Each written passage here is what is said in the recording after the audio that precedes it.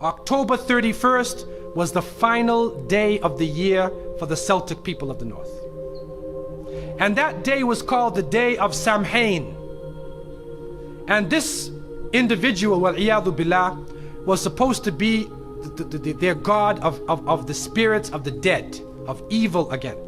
And according to their belief, the evil spirits would rise to the surface and would terrorize people on that evening.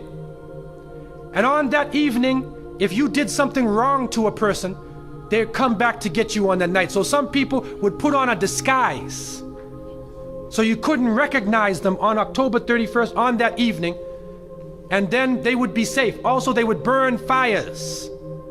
Now the only thing we find left of that is the jack-o'-lantern that they would put inside of their window, made from the pumpkin. What actually happened in Europe is that the church moved All Saints' Day, a day for the saints. They moved it from May 13th to November 1st in 1834 AD.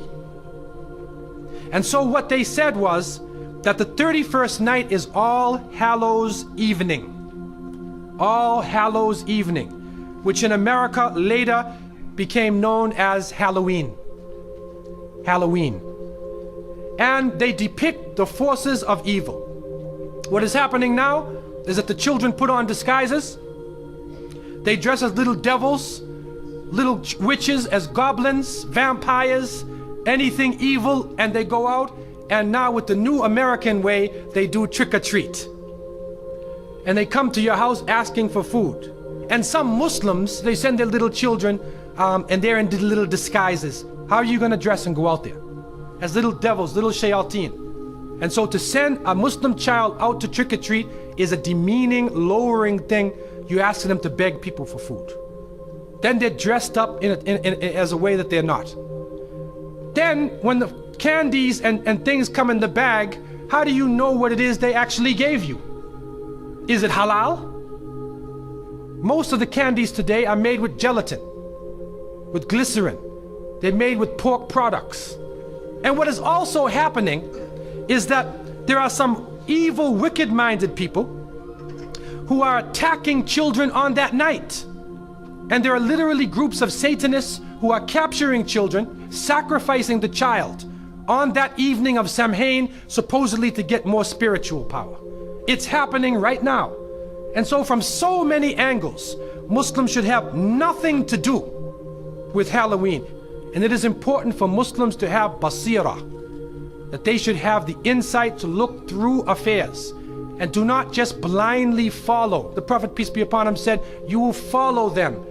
You will follow the people who came before you inch by inch, foot by foot. Even if they crawl into the hole of a lizard, you crawl inside there with them. And then they said, who are these people? Are they the Christians and the Jews? And the Prophet, peace be upon him, said, who else? And so it has come to pass. And you can't Islamicize these occasions. You can't use Arabic names and Islamic symbols to make it halal. And secondly, it is important for Muslims to cherish their own holidays. When the Eid al-Fitr comes, take the day off. There are some Muslims who go to work on Eid. They go to Eid prayer and they go to work. So what happens to your children? They don't have a chance to relax and enjoy themselves. Organize an activity. Bring their families together. Eat together.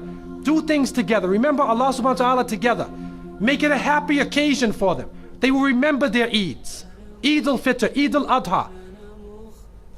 If they don't, then they get involved in Christmas, in Easter, in Halloween, where even in the Christian tradition now, it is confusing.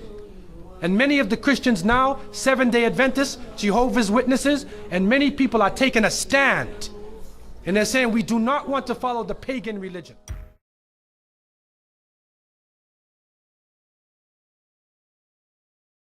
Të thash ditë të shtrigave, tha. Po. Çfarë bën kjo? Të shtrigave. Ke vetë të drejtë, natë të drejtë. Çfarë bën kjo? Më bëj si drejtë. Më bëj si drejtë? Po. O vëmil, astaghfirullah. Po të spomnosh më bëj si me laç po si drejtë. Që bëhet njeriu Allahu sa të bukur e ka fal, kjo shkon drejtshnohet, shumtohet.